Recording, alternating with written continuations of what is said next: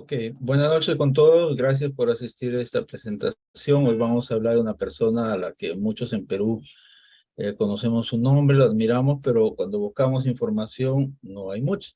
Cuando buscamos material, a veces no sabemos reconocer si es o no de su autoría y vamos a tratar de ayudar un poco eso y además a los que desde muy jóvenes hemos sido fan del trabajo de Seiter y hemos admirado sus estampillas y las emisiones que tienen que ver con su trabajo, pues este es un homenaje que está bastante demorado.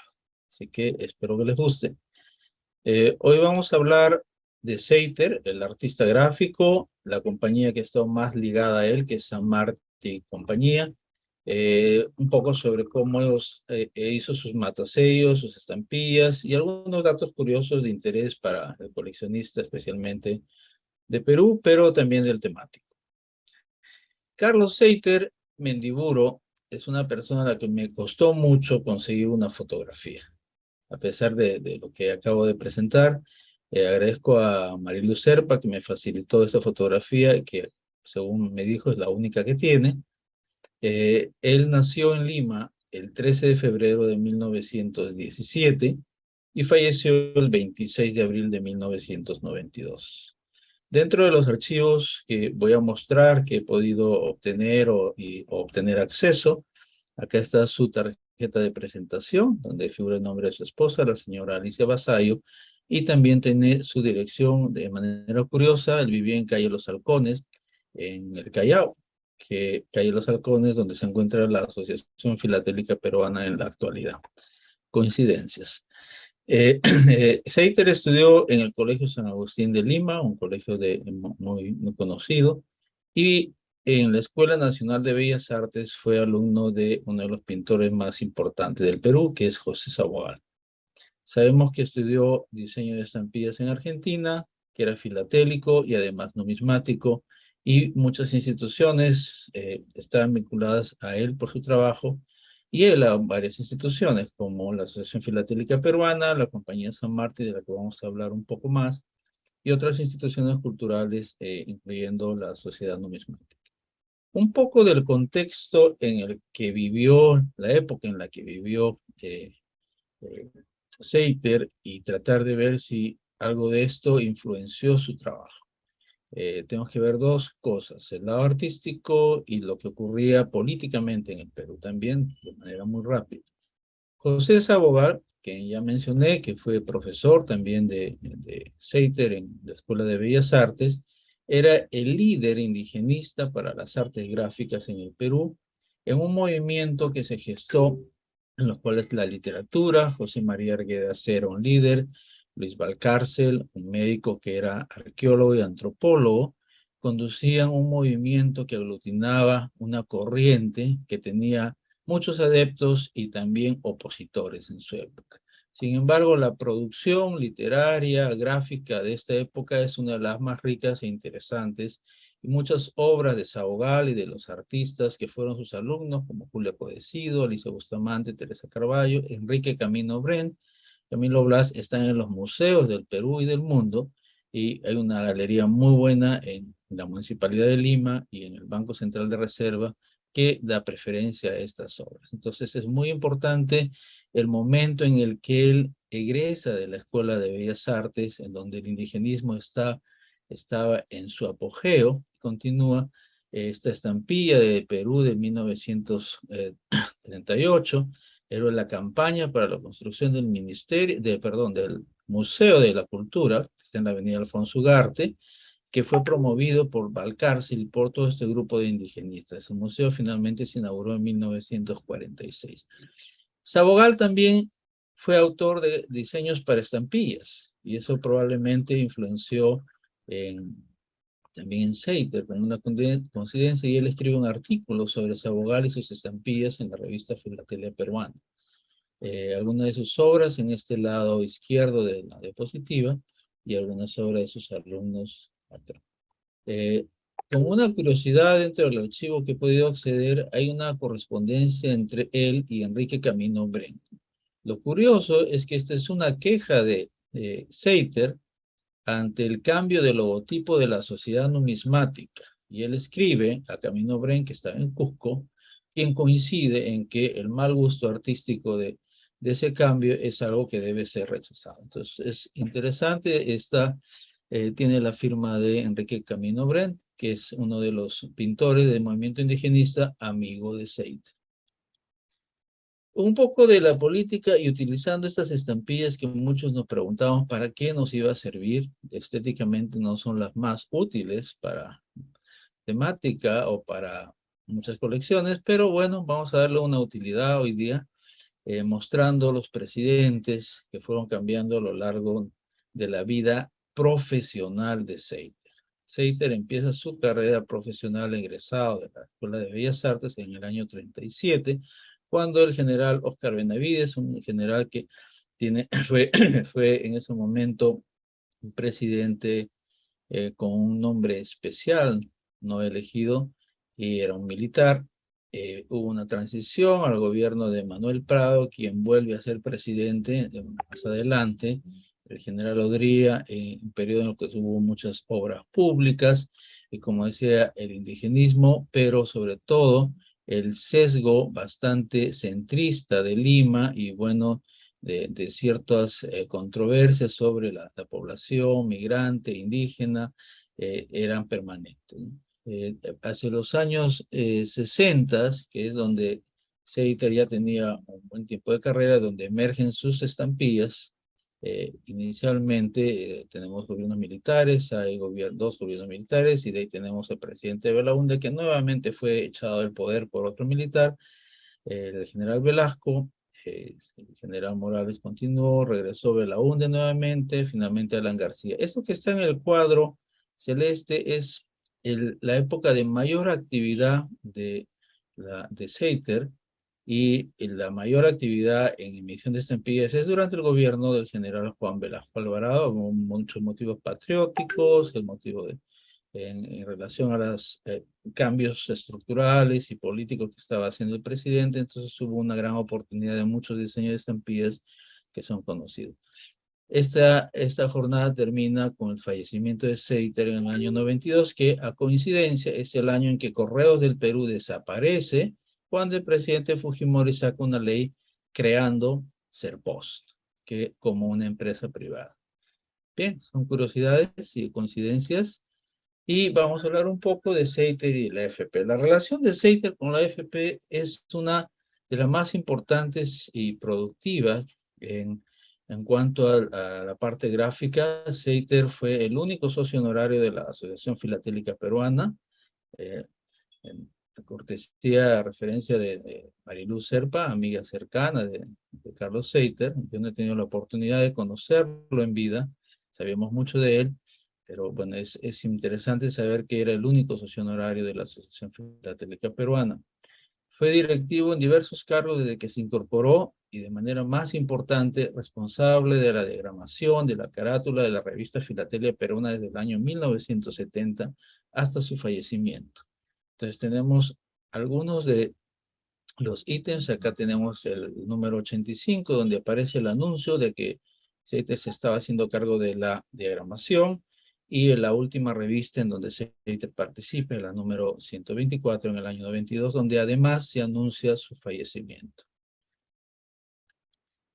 Las secciones que tenía Seiter fijas eran dos, más o menos una serie de 8 o 10 veces salió Marcofilia Peruana, igualmente Estampillas que Mienten, con datos interesantes, pero algo de mencionar es que su primer artículo fue muchos años antes. Si bien sus secciones empiezan en los años 70, 71, tuvo su primer artículo en 1956, que como dije, hablaba de su maestro, José Sabogal, y de las estampillas que tuvo la oportunidad de diseñar en vida. A propósito de su fallecimiento, por cierto. Tenemos también acá una línea de tiempo de cómo fue la carrera de Seiter en San Martín. Les vamos a hablar un poco ahora de la compañía San Martín. El ingreso a la compañía en el año 37 como dibujante. Sus primeras estampillas, que no son en la empresa Martí, sino en Francia con dibujos de él fueron emitidas en 1958. En el año 46 se convierte en jefe de artes, acá hay una inversión en los tiempos. Eh, se jubila en el año 79, pero sigue vinculado a la empresa con contratos y con, como vamos a ver, muchas otras actividades, matasellos, dibujos, además que tenía una actividad privada muy intensa hasta su fallecimiento. Él era diseñador también de afiches y todo tipo de arte gráficos, y a medida que su reputación avanzaba, la demanda también aumenta. Vamos a hablar un poco entonces de la compañía San Martín, que es una de las que también me ha costado mucho trabajo compilar información, y al final pongo algunas fuentes donde he podido obtener alguna. San Martín y compañía fue una empresa fundada por Primitivo San Martín, perdón, no es San Martín, no, San Martín. Él es un español que llega al Perú y en el año 1888 funda Impresores San Martín. Sus socios, Abraham Zavala, Ricardo García y César Méndez, lo acompañan hasta que el año 1902, entiendo que regresa a España, decide traspasar la empresa a sus socios. Continúa Abraham Zavala como el dueño, el jefe de esta empresa, y a su muerte, en el año 32, se funda la compañía San Martín. Impresores San Martín pasa a ser San Martín y compañía S.A. Una mención, acá ustedes tienen el logotipo de San Martín. Este logotipo está en el reverso del libro Historia Filatélica Guerra del Pacífico de Ángel Pupo. En el reverso se encuentra el impresor y ese es el único logo de esa época que he podido obtener. Eh, Abraham Zavala fallece el 32, tenemos una compañía y empiezan en el año 46, su hijo, que acá tiene un memorando que es firmado por su hijo Carlos Zavala, con él fundan la empresa gráfica San Martín, la empresa rotográfica más, que voy a mencionar algún trabajo de esta empresa, la Sociedad Anónima Papyrus y Envase San Martín. Y ninguna de estas empresas actualmente está operando, están expirados sus permisos de su registro, no, por eso no es posible conseguir casi ninguna información. El archivo que he podido acceder me ha brindado alguna información y acá se documenta el nombre de la empresa San Martín Compañía, que cambia, como mencionado, en el 46 a Empresa Gráfica San Martín S.A. Entonces, tenemos ahí documentos, son parte de los documentos que intercambiaba Carlos Seiter con sus jefes por trabajo, que pueden documentar un poco eso, y también los años que he mostrado de su participación en la empresa y los cargos que tenía. Eh, en una revista del año 63, la revista Careta, hay un reportaje de Impresora San Martín, donde muestra un poco de la historia a los 75 años de esta compañía. Acá hay una fotografía de Primitivo San Martín con sus socios, Abraham Zavala, y después Carlos Zavala, que en esa época ya era el gerente general de la empresa, una fotografía de las áreas de impresión, y acá pueden ver algunas cosas de los materiales que ellos imprimían, y está el mismo Carlos Zavala examinando. Acá una viñeta que está en la fotografía, está al lado de un mensaje dentro de la revista, y que he tenido la suerte de obtener un sobre con esta Cinderela usada en el año 63, en el diciembre del 63. Entonces la viñeta sí existía, no solo era un ornamento, sino que está físicamente utilizada en un correo comercial. Estas son las pruebas de San Martín, ya voy mostrando porque hace unas diapositivas mostré justo este logotipo que dice prueba, otro logotipo dice boceto.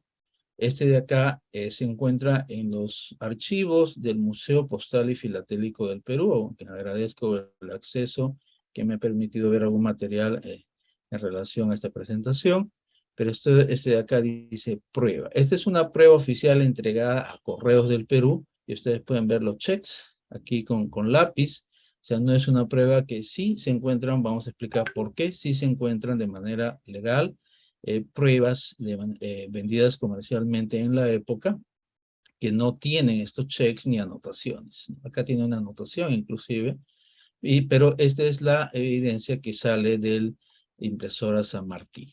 Este es si tenemos frente a una prueba, hay que buscar esto. Es posible que no lo tenga, entonces es posible que sean pruebas parciales o bocetos anteriores o no comercializados.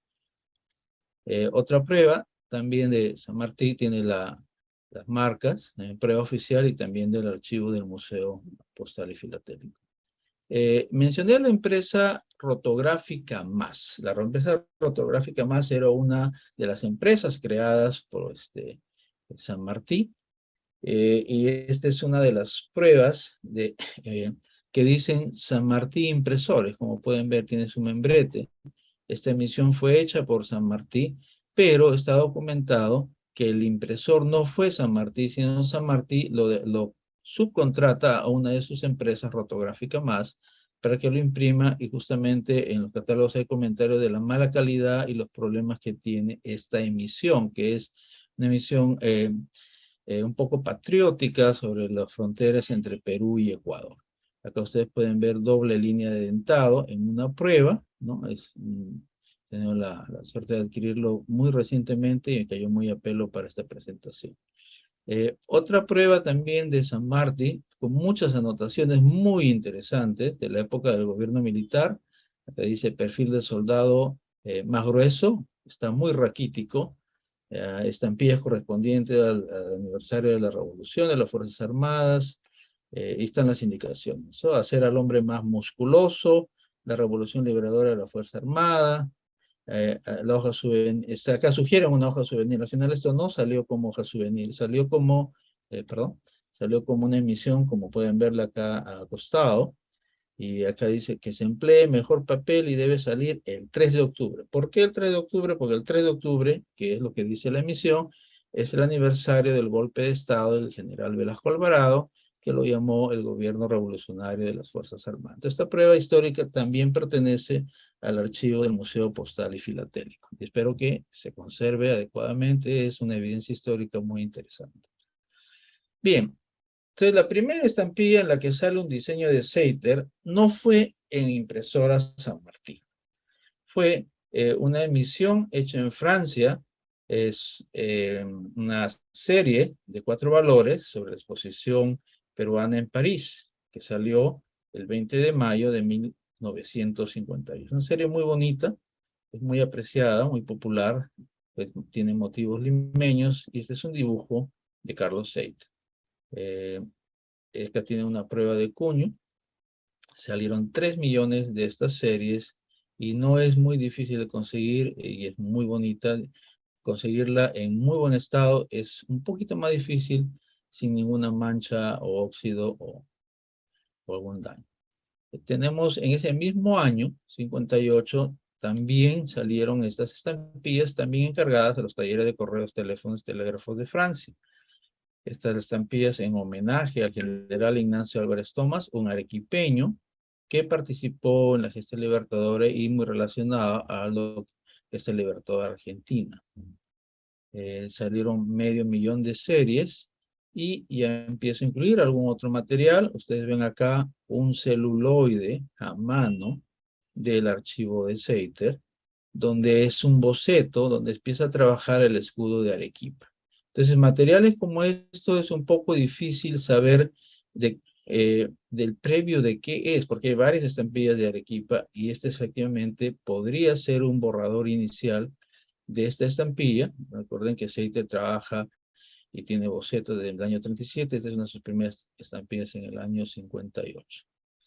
Bien, hubo más estampillas posteriores a estas, pero todavía no eran impresoras San Martín, a pesar que él ya trabajaba en impresora San Martín y era jefe de arte de impresora San Martín. Entonces tenemos acá una emisión del centenario de la provincia de Pomabamba del año 61, impreso en Francia, impreso en Alemania, la emisión del año geofísico internacional, también una emisión muy popular, la campaña contra el hambre, impresa en Tomás de la Rue, todos diseños de Carlos Seiter, y acá un dibujo muy, con muchos detalles, impreso el año 61 en Harrison Sons Limitada. Lo que voy a mostrar no es una lista exhaustiva de todas las estampillas de Seiter. Hay una dificultad. No todas las estampillas de aceite están bien reseñadas en los catálogos o en los boletines. Hay detalles que ayudan a identificar si es realmente aceite o podría ser otro dibujante, como si está consignado en otras estampillas de la época, o podría ser el mismo. O sea, hay algunas cosas que nos pueden ayudar. Por ejemplo, este boceto. Este es un boceto muy deteriorado donde está este dibujo que cuando uno lo mira reconoce que tiene que ver con la emisión de la central hidroeléctrica de Winco, también impresa en el extranjero, en la Imprenta Nacional de Austria. Y ustedes ven acá los detalles, solamente que no dice un sol, o sea, que eso puede ser una falsificación, tendría que tratar de parecerse a la estampilla, pero la estampilla no se parece a esto, porque esto obviamente sería un trabajo previo. Las letras corresponden a la caligrafía de Seiter, como van a ver a lo largo de esta presentación, muchas cosas anotadas por él mismo y firmadas, y tiene detalles que están en la estampilla, 240.000 kilovatios, está pero en horizontal, tiene la rueda que está afuera, que está como proyectada para pensar, no está incluida, tiene las montañas, en montañas el rayo, pero va sobre la ciudad de Lima, y al final la emisión sale sobre el mapa completo del Perú. Entonces, es sin duda un dibujo de Seiter, está en sus archivos, en los muchos papeles descartados, y es un material interesante que indica pues que esta es una de las estampillas que también diseñó Seiter. En San Martín emitió, el periodo de San Martín es un periodo largo que se emitieron muchas estampillas. No todas están consignadas a Seiter y algunas de ellas están correctamente consignadas a otros autores. Entonces, buscar las que no nos dice las fuentes cuál es de Seiter y cuál no es un poco un reto. Las que ya están afirmándose que es Seiter se puede con más confianza decir que son de esta, todas estas están confirmadas y habría que hurgar un poco más aquellas que no tienen una autoría definida en los catálogos, quiénes fueron los autores, y yo creo que muchos de ellos es Seiter. Por ejemplo, esta estampilla de la OIT, no están consignados en los catálogos la autoría de Seiter, pero hay un artículo muy interesante en Filatelia Peruana que indica que él hizo y cómo hizo este diseño para que encaje el mensaje de la Organización Internacional del Trabajo. Entonces, hay todavía alguna investigación que hacer para determinar cuáles estampillas, a pesar de que no es un tiempo muy anterior, hay mucha información que no está disponible. Acá tenemos otra serie definitivamente confirmada que es trabajo de Seiter, es una serie muy bonita, muy popular, sobre un dibujo, hizo este diseño del Chasqui, es una serie ordinaria que salió en el año 77. Salió en varias entregas. Y acá agrego algo más, que son estos fotolitos que se utilizaban por los matasellos. Voy a explicar más sobre esto. También el archivo que he podido acceder contiene una cantidad importante de estos fotolitos, aunque no todos, como acá. Este fotolito para la emisión del 30 de junio, que salió es este valor de 6 soles, el de 8 y 10, el 10 de agosto, el 18 de agosto, el 12, el 32, y estas últimas salieron el 2 de septiembre, pero no he podido ver o acceder el fotolito de eso. Está en manos de algún coleccionista o está extraviado, o aún por ser descubierto. Entonces tenemos esta serie muy popular, todo corresponde con las fechas de los catálogos. Vamos a ver cómo se utilizaban estos celuloides para hacer los matasellos. Acá hay otro celuloide más grande del archivo de Seiter y tiene el dibujo de Link. Este dibujo ha sido utilizado en los dos, en el matasello y en la estampilla. Ustedes ven acá, estas son todas las estampillas, son 7 estampillas que salieron, diferentes valores, y están acá para mostrar que los matasellos pues son iguales en las diferentes emisiones y prácticamente es un mismo uso de un diseño para todo, ¿no? Lo cual es algo muy frecuente. Vamos a ver algunos materiales que no está por determinarse para qué emisión o qué objetivo se usó, que podrían ser borradores que se utilizan en múltiples emisiones o en múltiples usos. Las estampillas del Mundial de Fútbol de Argentina fueron diseñadas por Seiter. Muy populares.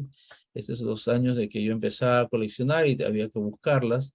Y obviamente nos enterábamos que era conocido, era una autoría de Seiter. Hasta acá, estampillas. tal vez alguna información más fácil. Y ahora vamos a hablar un poquito de los matasellos. Empiezo agradeciendo el acceso que he podido tener a la bóveda del Museo Postal y Filatélico y ver qué es lo que queda todavía en custodia, y quedan muchos matasellos.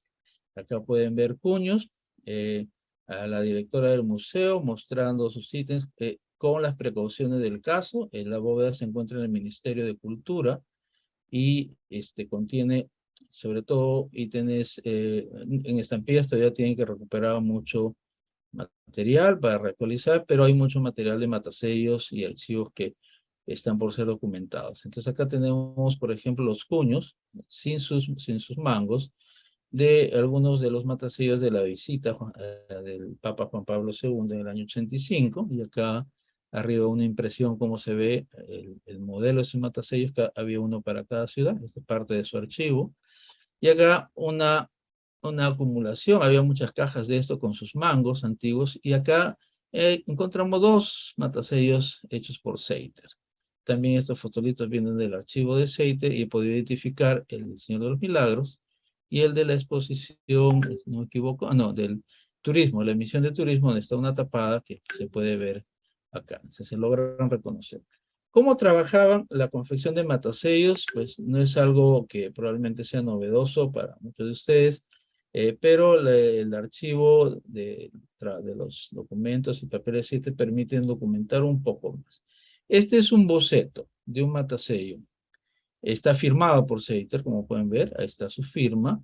Es para la exposición Esfilima 90 y contiene, bueno, una imagen del penique negro. Entonces, la belleta terminada está cubierta por papel manteca.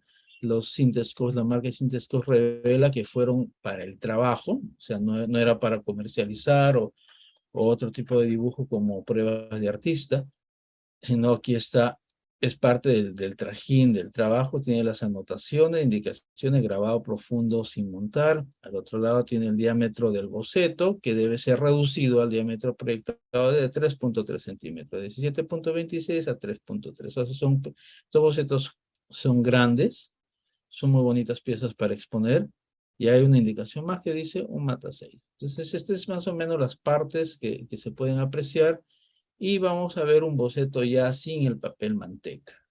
Entonces es más que nada un collage con letras terminadas, todo es el dibujo que va a ser transferido y reducido a un celuloide, y el celuloide se aplica a una placa metálica que es trabajada con este material, con soluciones corrosivas, para que la parte impresa que se ha logrado con esta celuloide quede en relieve y podamos tener el matasello. Este es el mismo matasello que mostré hace unos minutos sobre la emisión de octubre en Lima, donde se muestra la imagen del Señor de los Milagros.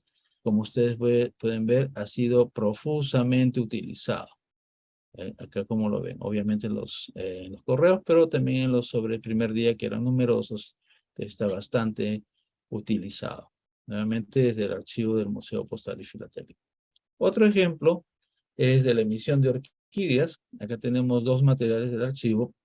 He visto más en manos de otros coleccionistas. Hay dos emisiones de orquídea, dos fechas, de uno del año 71, entonces acá tienen un boceto pequeño y el celuloide, es el mismo tamaño. El boceto es más grande, que está un poco reducido. Y tenemos un boceto grande, que es de la emisión del año 73. Acá al lado, como un ejemplo, está el matasello aplicado a la serie de orquídeas del año 73. Para cómo se ve, exactamente coincide.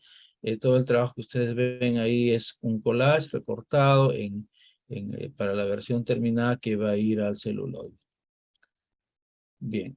Este es un boceto más bonito, más interesante, más impactante. Es un bloque de 6 diferentes matasellos diferentes en la fecha de la emisión del calendario Inca.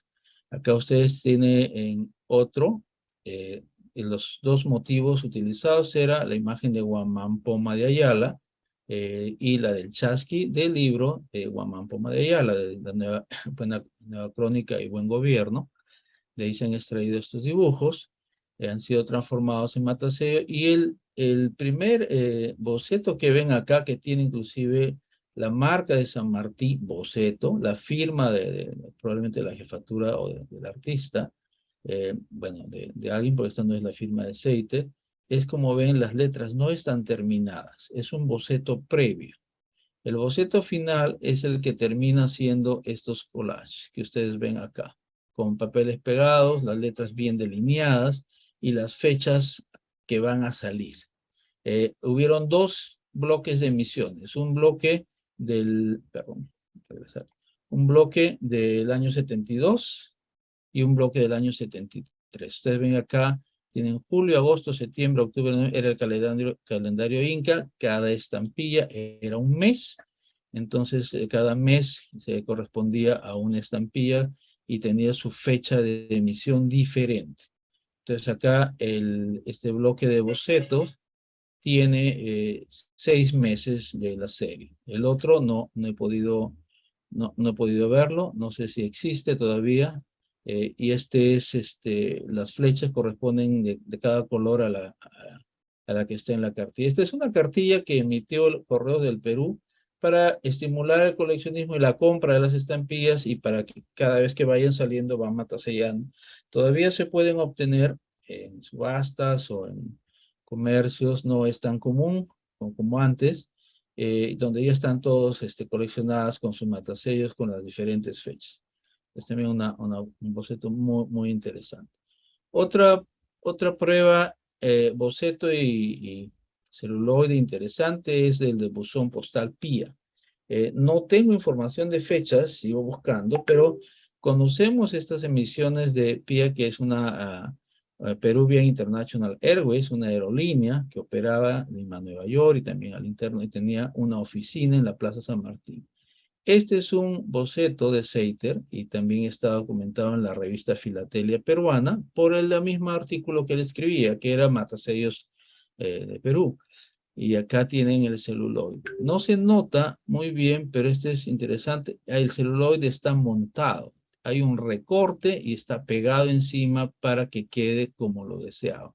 Finalmente el matasello existió. No he podido ver una carta cancelada con este matasello, pero la evidencia de su existencia está documentada. Ahora vamos a ver cómo aparecieron algunos de los archivos, ¿no? Este es un archivo que tiene con un clip 3 celuloides pegados. Ha habido que jalarlo un poquito para poder mostrarlos, ya separados, si no ha habido realmente daño acá. Pueden ver los Interscopes que adherían esto probablemente a un papel o en el momento del procedimiento de adherirlo a la placa de metal para poder transferir la impresión que se deseaba. Este es el anverso y el reverso. Acá hay dos pertenecen a este matasello, que como ustedes ven el boceto está maltratado. El matasello existe y pertenece a la serie El Perú determina su destino del año 1974.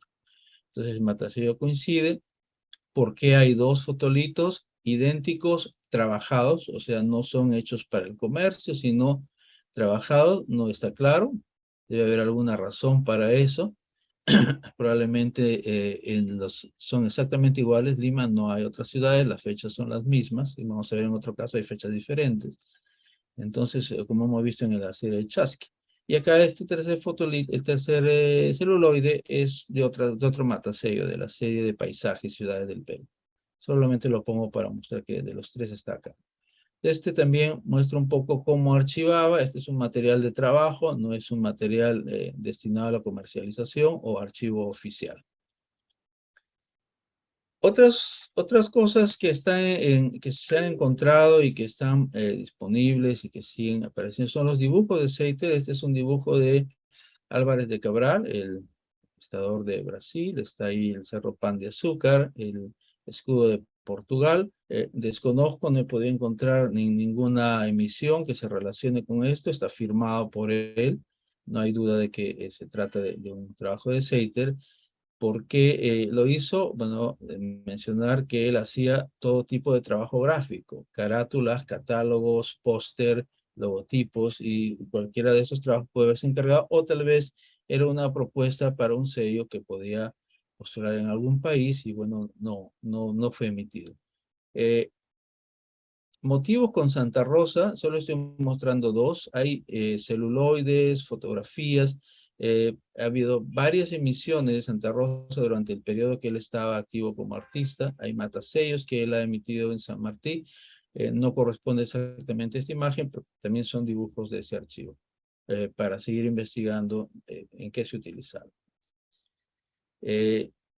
Seiter trabajó también de manera privada, como se jubiló de San Martín, continúa en actividad, y acá ustedes tienen uno de sus logotipos, en los años 60, CZ, Carlos Seiter, y otro que dice Dibujo Seiter. Él también trabaja de manera privada. Este es un recibo por algunos bocetos, dice boceto de F.G. de César Vallejo, boceto ahí de la Torre, vendidos a un instituto de Italia. No exactamente hay que investigar para qué se usó esto, pero el archivo por lo menos nos permite conocer otras marcas que se relacionan a él y a su trabajo. Finalmente, acá hay algo más interesante, inesperado del archivo, que es sus cuentas del material filatélico que vendía o consignaba, ¿no? Dice consignaciones a la Casa Bustamante, y Javier Boncún, de quien no he podido encontrar ninguna referencia en ninguna parte. No tengo la menor idea de quién será. Si alguien tiene una información, sería útil para mí conocerla, para actualizar esta presentación. Entonces tenemos acá consignaciones a Boncún y podemos leer bocetos Alan García, bocetos Santa Rosa, bocetos Tacna, bocetos Arica. En otros dice tarjeta, pruebas varias, chasquis muestra, reforma agraria, tres ejemplares, fotopruebas varias, las fotopruebas probablemente los celuloides y cosas más en diferentes cuentas. Entonces es muy interesante, sobre todo porque nos da el precio estimado, bueno, el precio al que el artista vendía estos ítems y bueno, con más tiempo y paciencia poder relacionar sobre todo para saber la existencia de algunos ítems que puedan ser de interés. De todas maneras, es material moderno, pero es interesante ver que se comercializaba por el mismo artista. Acá no hay nada extraño, no he podido reencontrar el documento donde en una de las comunicaciones con su empresa, él recibía también como parte de pago algunos pliegos impresos de estampillas y tenía el derecho de comercializar sus bocetos. O sea, no había nada irregular. Entonces estos de manera regular salían al mercado. Bueno, ahora sabemos que a través de Casa Bustamante se pudo distribuir a algunos coleccionistas y desconozco quién es la otra persona que recibe la consignación. Bien, con esto agradezco su atención, espero que les haya gustado y quiero agradecer, y me demoro medio minuto más, diciendo acá están las fuentes que he consultado. Yo quiero agradecer especialmente a mi oficina que nos da la oportunidad de poder conversar de estos temas y estimular un poco la curiosidad. Es un poco más moderno, no es clásico, pero creo que los que coleccionamos Perú no podemos pasar por alto estas estampillas tan bien diseñadas por Carlos Seid. Agradezco a Pati Champa del Museo Postal y Filatélico por la apertura para poder ver y conocer qué es lo que hay en el Museo Postal a la fecha y por el entusiasmo que pone para que vayamos a verlo y poder apoyar sus actividades. A Marilu, Marilu Serpa, que me ha facilitado información, Julio César Ponce también, Henry Márquez, porque Henry Márquez mantiene y tuvo la gran idea de poner abierta la biblioteca del Peruvian Philatelic Study Circle, que he consultado y que he podido de ahí también ver la revista Filatelia Peruana de manera más fácil y accesible.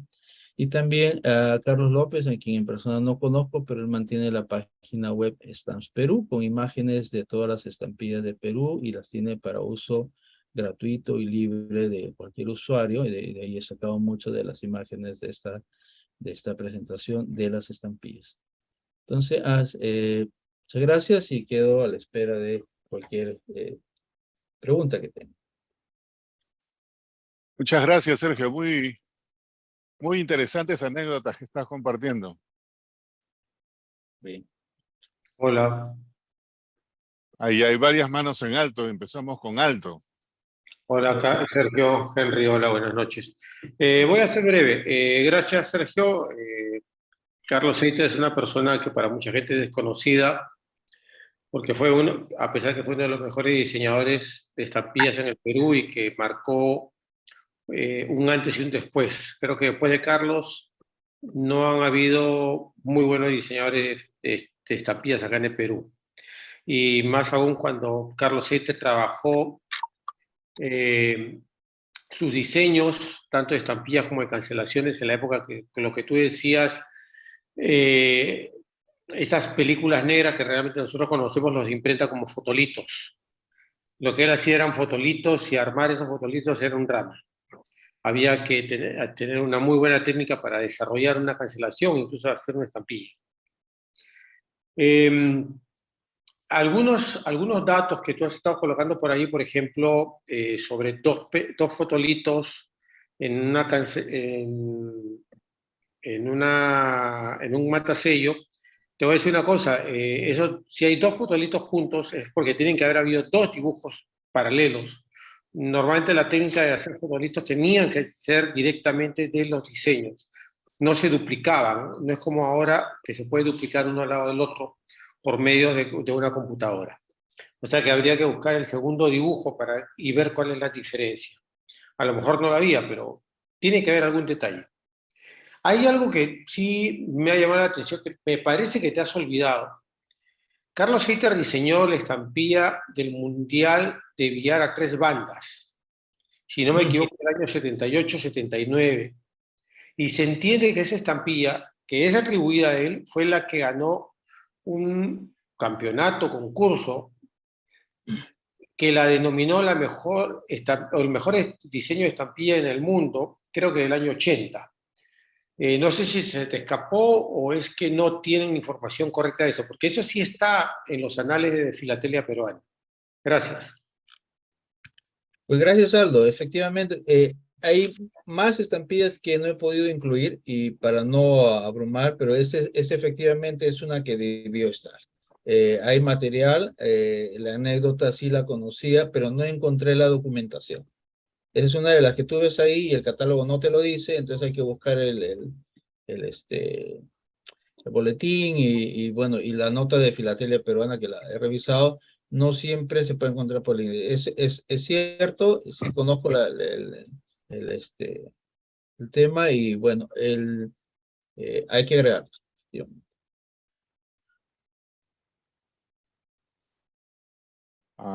Sergio, Adelante, Germán. interesante tu presentación y me ha hecho acordar de bastantes cosas de la Asociación Filatélica porque a Carlos Seiter yo lo conocí en persona, a Aldo también, todos los de esa época, porque era muy asiduo de la Asociación Filatélica, ¿no? Entonces voy a compartir una anécdota que no está escrita en ningún lado, pero va a quedar acá. En los años 80, al principio de los 80, como se sabe, había un grupo juvenil en la Asociación Filatélica Peruana, que hasta ahora seguimos juveniles y acá hay dos de esos juveniles. Ahí se rió el otro juvenil. Entonces, los años 80 en el Perú eran unos años bien duros. No había muchas cosas y una de las cosas que no había en la Asociación Filatélica Peruana era la impresión de filatelia peruana. La asociación no tenía plata para imprimir la revista, esa es la realidad, ¿ok? Entonces había un grupo juvenil muy grande, no me acuerdo cuántos éramos, pero éramos como 30, creo, si juntabas a todos y todos eran coleccionistas. Y muchos de ellos hasta ahora quedamos, ¿no? Nosotros, que estamos entre los 18 a, qué sé yo, pues 20 años, 21, sin saber nada decidimos hacer una revista. Pues. No había filatelia peruana, ok, hagamos una revista nosotros mismos, pero por supuesto no le consultamos a nadie, no hicimos nada. Entonces agarramos e emitimos una revista. Era la revista Gaceta Juvenil. Si están viendo mi pantalla ahí, esta es la número 3. Gaceta Juvenil de la Asociación Filatélica Peruana. Y habían dos cosas que existían ahí. Solamente escribían los juveniles, no le dábamos espacio a los mayores. Esa era la primera cuestión. Y la segunda cuestión es que agarrábamos retazos. ¿Y cómo se hacía esta revista? Era bien simpático. Esta carátula se imprimía en la imprenta de Aldo.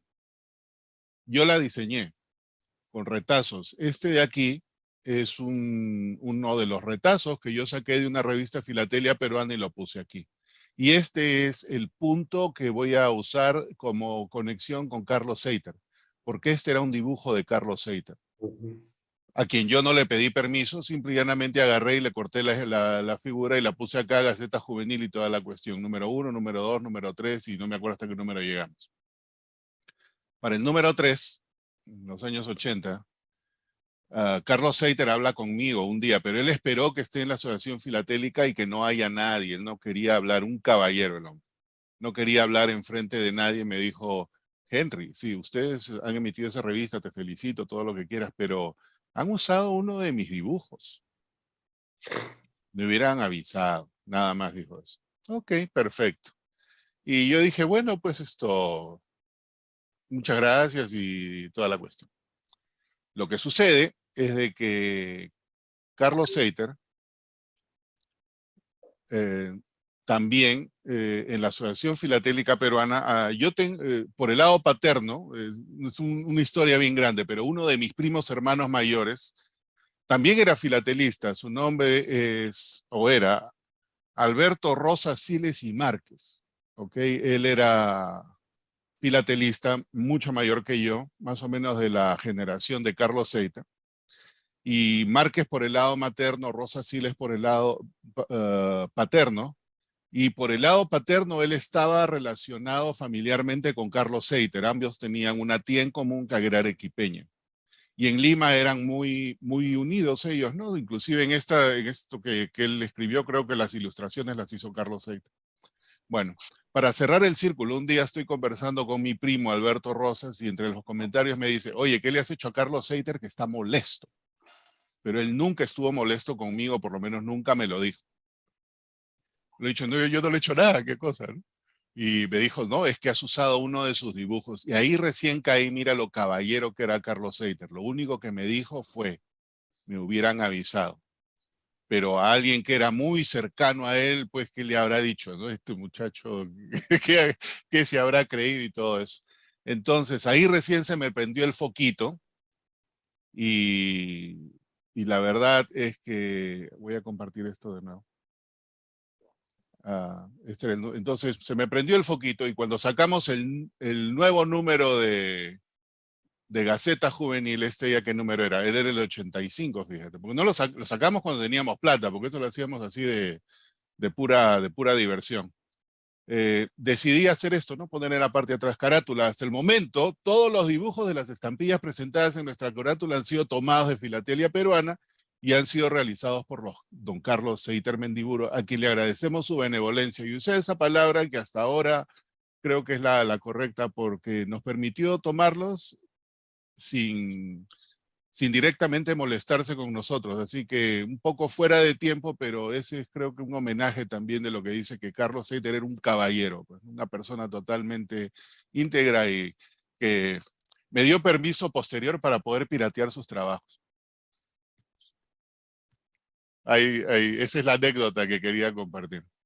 Henry, solamente para redondear un poco la idea. Lo que pasa es que todas las carátulas de Filatelia Peruana, más o menos desde el año 69 o 70, que son los dibujos estilizados de las primeras emisiones peruanas, sean las llamas, el dinero rojo, el dinero verde, las pesetas que se usó en Filatelia Peruana, eran hechos por Seiter. Realmente era un cuño que luego se hizo un fotolito y del cual se trabajó innumerables veces hasta incluso el diseño de Filatelia Peruana de todas las carátulas fueron hechas por Seiter hasta la que ha mostrado Sergio, que si no me equivoco es la 122, que fue la primera filatelia peruana que imprimí yo. Y todas las estilizaciones estaban tomadas a partir de unos diseños hechos por él, que en algún momento lo llevamos a utilizar tanto en cuños metálicos, o sea, en tipografía, como luego en fotolitos para hacerlo bajo producción offset. Gracias. Mauricio. Sergio, muy interesante. Felicidades por la charla de hoy. Con relación a esta foto que nos mostraste donde estaban los diversos canceladores, mi pregunta es, ¿esos canceladores, si alguien, digamos, se le olvidó en su momento cancelar un sobre, lo podría hacer o han hecho algún pequeño corte a los matasellos para denotar hacer una diferencia entre los que se cancelaron en la época y cancelados actualmente? Yo sé que en diferentes épocas se ha sugerido que se haga eso, pero todos están intactos. Ajá. Lo que está es bajo custodia de que no se utilicen por nadie. Ah, ok. Por eso, de alguna manera, elogiaba un poco el trabajo de Pati Champa, porque está muy transparente y con mucha entusiasmo de que las cosas se hagan bien, ¿no? O sea, no hay acceso para utilizar esos matasellos de ninguna forma y bueno, habrá que la forma de asegurar, ¿no? Pero no son accesibles para nadie. Están carcomidos, Sergio. Gracias. ¿Perdón? Están carcomidos. Sí, sí. Eso realmente es una aleación de estaño que se hace para lo que se hacía, lo que nosotros conocíamos en imprenta como tipos. Eran unos cuños que hasta ahora se siguen utilizando. Hay un par de empresas en Perú, en Lima, que todavía siguen produciendo cosas similares a eso. Se llama fotos 5 grabados, se llaman, ese es el nombre. Pero eso se va degradando con el tiempo. Sí, normalmente el material es de baja calidad y termina picando, o sea, se comienzan a hacer pequeños poros en la superficie y termina degradados. O sea, sí habría forma de determinarlo los que fueron hechos en su momento como debieron ser y los actuales, ¿no? Porque por la degradación del material. Y creo las tintas tampoco ya no son las mismas, ¿ah? Bueno, no es posible, Mauricio, lo siento. Ok. Si quería la del penique negro, te comento que tampoco he visto mucho sobre mataselladas, pero hay Ok. por ahí. No, ese es sobre su abuelita. La tatarabuelita. Sergio, una consulta referente, tú que has tenido acceso a ese archivo, ¿no? Donde está todo muy bien resguardado y gracias a la directora del museo. ¿Tú sabes cuál es la intención de todo eso? Porque tienen cantidad de material y yo sé que hay las limitaciones de espacio, pero al margen de todo la colección de lo que es patrimonio del Museo Postal y Filatélico del Perú es inmensa y hay cosas que muchos de nosotros hemos escuchado pero nunca hemos visto y sabemos que están ahí. A ver, la realidad es que mucho de lo que hay está deteriorado. Hay muchas ausencias de material clásico que sabemos que había. Y si recuerdas, el museo de los 80, 70 estaban ahí las vitrinas, esas también están decoloradas y resulta que están pegadas sobre cartón. Eso sí está, o sea, nadie se lo ha llevado porque están en mal estado. Entonces, lo que se conocía, el material de prefilatelia está, el material de estampillas está desaparecido bastante. Los pliegos que hay, solo algunos son de gran valor y la mayoría hay un álbum donde están recortadas las hojas que han sido obviamente saqueadas.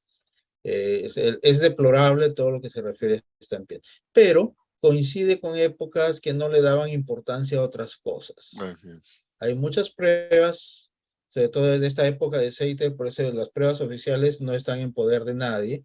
Yo tengo pruebas que he comprado comercialmente que no tienen ninguna de esas marcas y puedo diferenciarlas. Y ahí ellos tienen muchas pruebas muy interesantes de todos estos periodos, ¿no? De diferentes fuentes.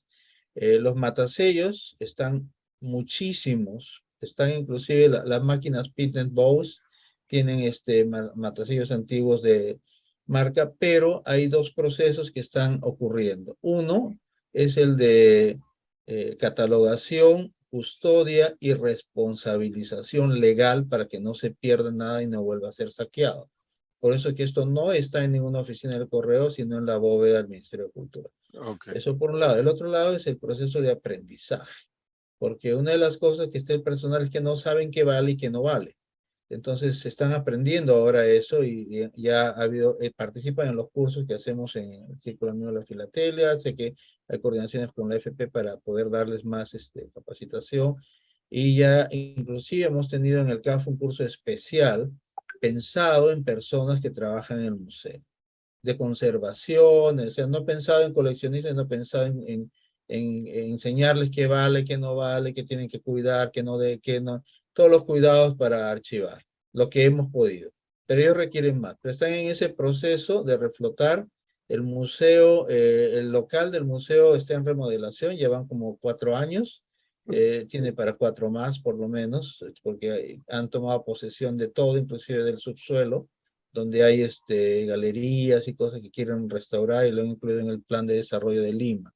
Lo han logrado incluir. Entonces eso va a incluir inversión y va a demorar. Entonces no, o sea, está alejando el momento en que llegue esa bóveda ahí. Es más, esperemos que no haya cambios políticos negativos y no pase esto a terceras manos, a nuevas manos que hagan dudar de la transparencia. Pero por lo menos va a haber un archivo, un catálogo, algo en un local diferente de mucha mayor seguridad y sobre todo lo que la fotografía tenía la intención de mostrar al personal cómo uno ha tenido que entrar cubierto porque están aplicando todas las normas de museología para evitar contaminación, etcétera, como si fuera la Biblioteca Nacional o como si fuera otra cosa. Muy diferente a las historias que conocemos de la directora, que era amiga de alguien, ven, mira, escoge lo que quiera, chao, felicitaciones. Historias que hemos escuchado todos en los años 80, ¿no? Entonces, eso ha cambiado mucho. Uno, obviamente, para entrar ahí firma un libro de visitas, hay una cámara, y si se perdió algo, bueno, hay un registro por donde jalar el hilo. Esperemos que eso, nada es 100% infalible, pero por lo menos es una gran diferencia a lo que hemos tenido antes. Tremenda diferencia. Bueno, qué gusto saber de que por lo menos eso está así estructurado de esa forma. Ahí Abraham también está con la mano en alto. Abraham. Sí, hola, buenas noches, felicitaciones, Sergio. Para complementar lo que ya decía Sergio, por suerte en el inventario que ya terminó el museo y que lo están haciendo igual cada 4 años, por si acaso hasta ahora no se ha perdido nada en los últimos años. Por ejemplo, no pongo un ejemplo, fuera de algunas piezas que Sergio ha mencionado, se han recuperado porque estaban bajo tierra, más de 300 piezas prefilatélicas, que para lo que tenía antes el museo es poco, pero para lo que se pensó que había hace 6 años es bastante, ¿no? Y dentro tú mencionabas, Henry, ¿qué se va a hacer a futuro fuera de todo lo que menciona Sergio? La idea es que haya muestras permanentes del material que tiene el Museo Postal una vez que reparen el techo, rehabiliten las nuevas salas y se supone que nos van a convocar a los 2 clubes de Lima para que ayudemos justamente a mostrar adecuadamente y con información correcta todo eso. Como dice Sergio, va a demorar, pero lo real es que va por buen camino, o el museo va por buen camino en estos años, estos últimos años, y esperemos que se mantenga así. Qué bueno. Yo tengo una Ah, pregunta de nuevo. Sí, Sergio, en algún momento me pareció haberte escuchado que dentro del contrato que Seiter tenía con San Martín, él recibía como parte de pago algo de pruebas o pliegos, o Sí, te he escuchado mal. Por favor, no, no. aclara. Yo he leído un documento donde la compañía le contesta y le dice tiene derecho a tales cosas. No lo he encontrado, porque mucho de este archivo son papeles recuperados de anticuarios, están como desechos, y que he podido ir buscando y juntando y después llevarlo a mi casa y examinar lo que vale y lo que no vale. Y uno de ellos explicaba que podía dársele como parte de pago en algún lado, pero O sea, era como parte de San Martín. entonces, en pocas palabras, él podría haber tenido el derecho de comercializar las pruebas, dibujos Claro. o espécimen de su autoría. Eso es lo que mostré al final, porque lo que sí Sí, sí, o sea, yo te escuché eso, por eso me dije, a ver, tiene un cuaderno de consignaciones donde hay anotaciones de qué es lo que entregaba consignado a vendedores, ¿no? Entonces, inclusive el otro, el recibo donde él vende bocetos a Italia. Entonces, probablemente hay más o aparecerán más documentos, pero es como una actividad regular, ¿no? O por eso es que también muestro la diferencia, porque los pruebas que están en el museo tienen anotaciones, o sea, que fueron realmente utilizadas en el trabajo de Correo del Perú, o sea, es material de preproducción.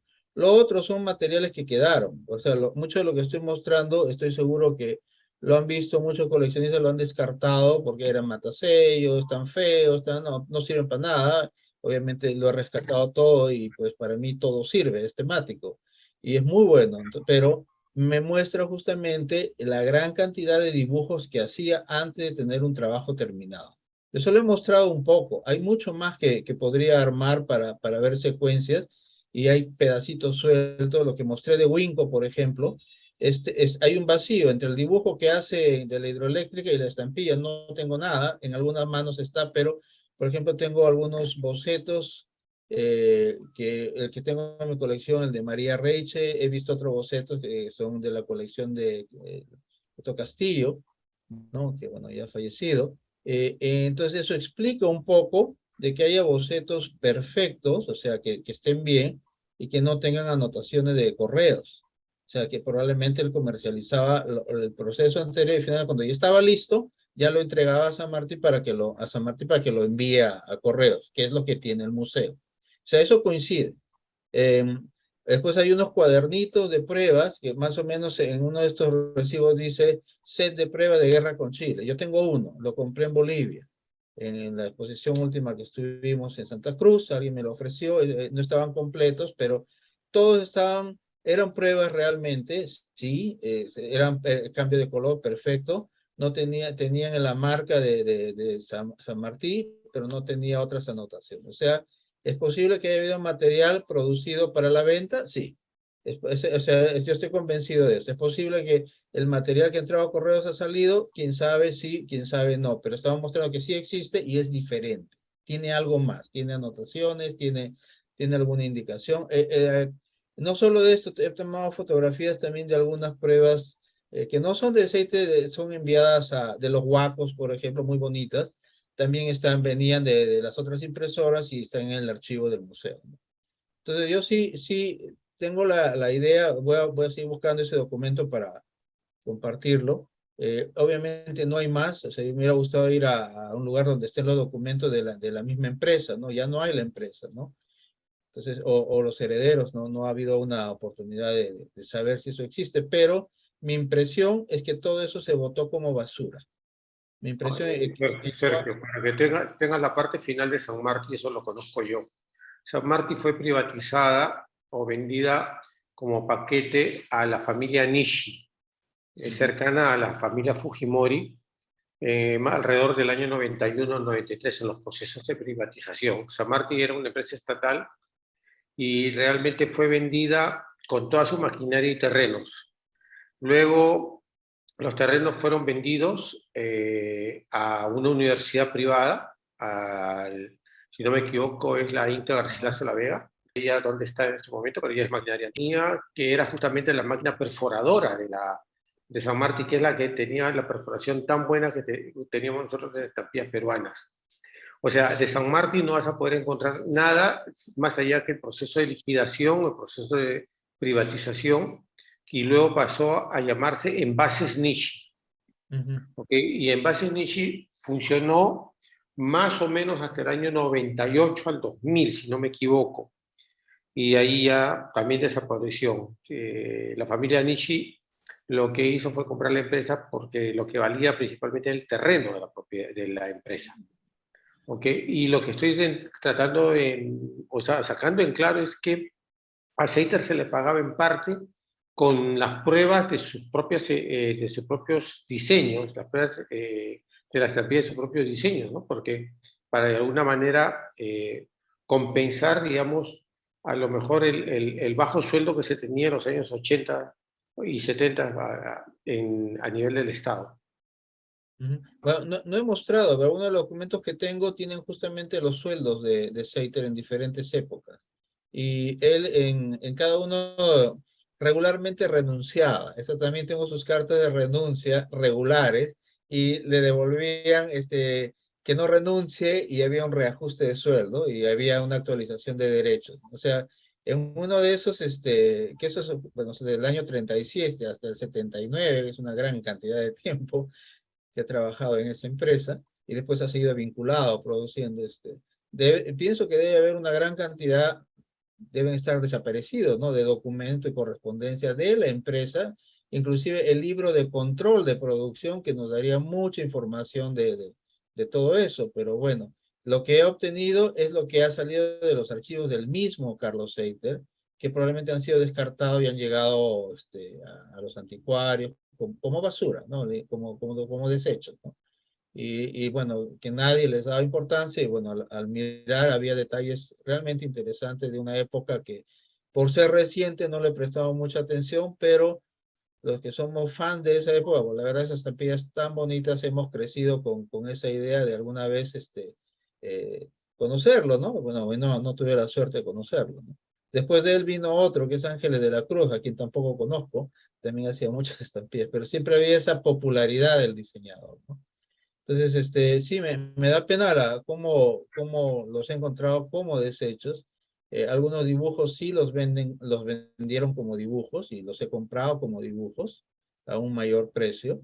Pero muchos papeles chancados todo terminando siendo parte del proceso de producción y todos esos celuloides, que hay muchísimos más, y yo pensaba son duplicados una vez que los he ordenado cuentan el periodo que él estaba trabajando con eso. O sea, es más, estoy a la cacería de más para completar la colección, porque sí hay bastante de eso, que yo pensé, también es una anécdota, yo pensé inicialmente que estos celuloides eran para imprimir la revista Filatelia Peruana porque tenía su sección de marcofilia. Claro, pues no conocía el tema. Cuando ya lo exploré, ya lo vi, ya vi la secuencia y ya confirmé todo, pues ya estoy convencido de que efectivamente es parte del proceso de preproducción del matasello. Por lo tanto, es un ítem coleccionable, exhibible y válido para sobre todo colecciones temáticas. Ujú. Ahí, José. Sergio, muchas gracias por la Hola, José. exposición muy buena, muy interesante y sobre todo por los documentos de primera mano. A fin de cuentas son los que terminan por validar una investigación. Yo tengo un comentario y dos preguntas. El comentario es principalmente, se parece mucho Pater a un diseñador, pintor, escultor aquí en México que es Seppens. Curiosamente son los mismos años, de los 30 a los 80. Curiosamente es igual, está anclado a los movimientos políticos y lo refleja en sus diseños. Entonces tienen mucho parecido este tipo de diseñadores y el resultado que tienen dentro del arte de los distintos países. El otro comentario es que me encantaron las estampillas de Navidad. Esas están muy bonitas, están muy interesantes. Realmente esas voy a tener que conseguirlas porque la verdad me gustaron bastante. Y las dos preguntas son las siguientes. La primera es, ¿la etiqueta que aparece en un sobre con máquinas franqueadoras, era un uso comercial o cuál era la función que tenía dentro o de la historia postal de ese sobre? Ya, déjame ponerlo ahorita mismo. A ver, aquí está. Mm, Bien, esta etiqueta, yo la verdad no sabía que existía. Perdón, yo no sabía que existía la etiqueta, pero en el reportaje de Caretas estaba, y yo pensé que era un logotipo, pero es una curiosidad. Esta semana, en uno de los WhatsApps de venta, salió a la venta, y justo esta tarde recién me lo han entregado, y pues he confirmado que es una viñeta emitida por San Martín, utilizada, incluso hasta no sé por qué lo han matasellado, pensarían que es estampilla, y es la misma imagen que está en la revista Caretas por los 75 años de la impresora San Martín, ¿no? Y dice, culto católico, 75 aniversario, impresores Lima, Perú. No sé por qué dice culto católico, pero está ahí. Entonces yo pensé que era solo un logotipo y es una novedad para mí y una coincidencia que esta semana haya aparecido a la venta. acá, y bueno, existe como otras viñetas de estas que aparecen por ahí y nadie sabía. Esta es una novedad y decidí que había que compartirlo, ¿no? Su uso es, obviamente, debe ser relacionado, no sé quién, no sé si esta persona es filatelista o tiene que ver con Sí, Seiter, pero entonces el Seiter está asociado a la Asociación Filatélica Peruana, también tiene otras viñetas conocidas como la de Pérex, por ejemplo. De ujú. Pérex, por ejemplo, también tengo el celuloide, dos celuloides, uno donde en blanco donde lo trabaja y lo pieza y otro donde lo pone ahí. No lo puse para esta presentación. Entonces también tenía esto. Y bueno, esta es una bandereta que ojalá aparezca más por ahí y de repente nueva, ¿no? Sergio, ¿me permites añadir ahí una Claro. cosita nomás? Sí. René Gastelumenti era el presidente de la Asociación Filatélica en ese año. Ujú. Y lo que la Matasella, de hecho, le envió quizás quizás le envió el mismo Seiter. Posiblemente. Otra cosa que voy a investigar es la fecha del 23 de diciembre, que es antes de Navidad, y esta estampilla que también tenía algún tipo de uso postal o no postal. Bueno, porque está En Frank. algún momento, Sergio, en algún momento se consideró que San Martín pertenecía a la Iglesia Católica, antes Oh, que sea nacionalizado, porque la nacionalización de San Martín se da en el momento del gobierno militar. ajá. O sea, el gobierno de Velasco en el golpe de Estado del 68 nacionaliza muchas empresas estratégicas para ellos. Y San Martín recuerda que era una empresa que imprimía valores para el Estado, no papel moneda, pero sí tenía máquinas para imprimir cheques, certificados, bonos, trabajaba con papel de seguridad. Entonces, no te puedo confirmar esto, pero en algún momento de antiguo, mi familia tiene 3 generaciones de impresores, desde los años más o menos 30 o 40, tenían la idea de que San Martín pertenecía a la Iglesia Católica, a la curia. Probablemente por ahí lo del tema del culto católico. Sí, sí. Bueno, muy interesante. De repente, estas viñetas se distribuyeron también a ese nivel, ¿no? A nivel de órdenes religiosas. Así es. Este es el primer sobre que veo de esto. No sé si alguno de ustedes ha visto, o Henry ha visto antes esto, ¿no? No, Ah, nunca. naranja, mica. Y ya la última pregunta era, curiosamente, no sé si me perdí, pero ¿por qué no firmaba las estampillas o las piezas con un nombre o el apellido? Él solamente ponía Seiter y tampoco pensé en un momento mostrar la evolución de su firma, porque los documentos que tengo son desde los años 40. Como él va cambiando, intercambiando documentos laborales, renuncias, todo, ese folio completo, uno puede ver la evolución de su firma. Su firma es distintiva, por eso en uno de esos nos ayuda, me ayuda también a reconocer las letras de lo que no ha firmado. Por ejemplo, lo de Winco no está firmado, pero están sus letras, ¿no? Él pone Seiter, sencillamente se llama Seiter. No he visto en su documento, sí pone Carlos Seiter, pero la parte Carlos está bien jalada, parece una línea. Pero en sus obras él solo pone Seiter, ¿no? Julio César Ponce, no he podido incluirlo, me mostró también otro boceto donde también de la Basílica de Santa Rosa, donde está firmado Seiter también. Pero las Solamente firma. estampillas, ¿por qué no tienen el nombre, el apellido Seiter o el nombre Seiter? Esta es Trato una con de el las Estado. cosas, depende de la impresora, solamente he visto su nombre Seiter y también lo voy a mostrar en una nada más, que es justamente esta de Harrison. Un segundo. Ujú. Acá está. Bueno, el contrato con el Estado que no te permitía firmar. Ok, o sea, había una prohibición.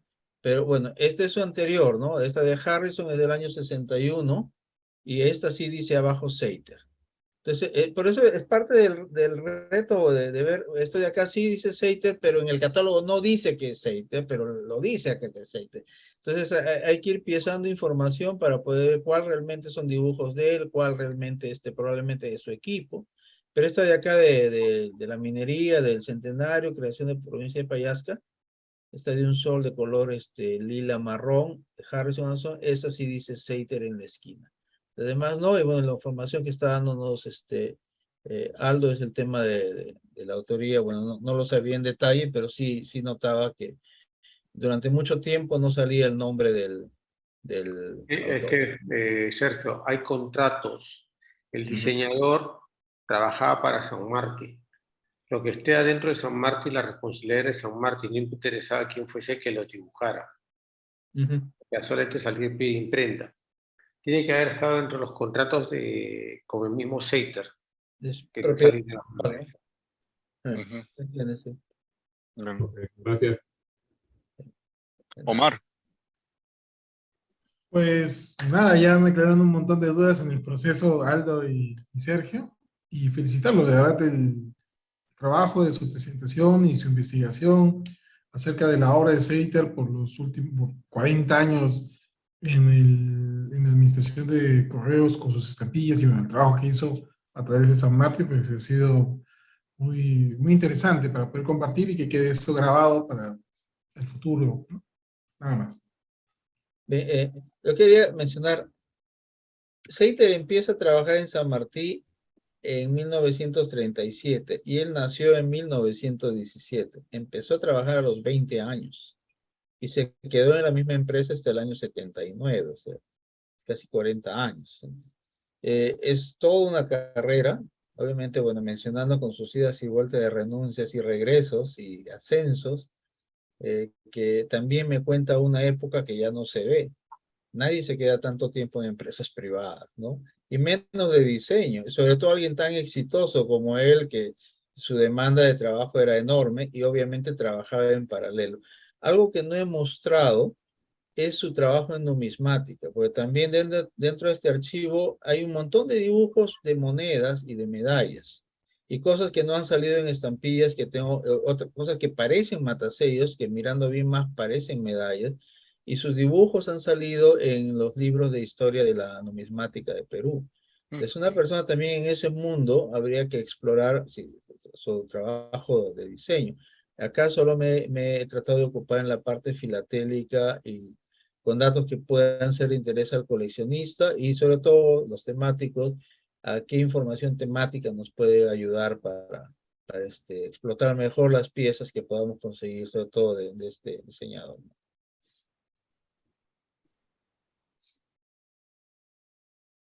¿alguna pregunta o comentario más para Sergio? No hay nadie más. Entonces, con eso, muchas gracias, Sergio. Muy interesante. Por lo menos a mí me hiciste recordar una anécdota personal. Gracias. Gracias, Sergio. Perfecto. Y el día de mañana.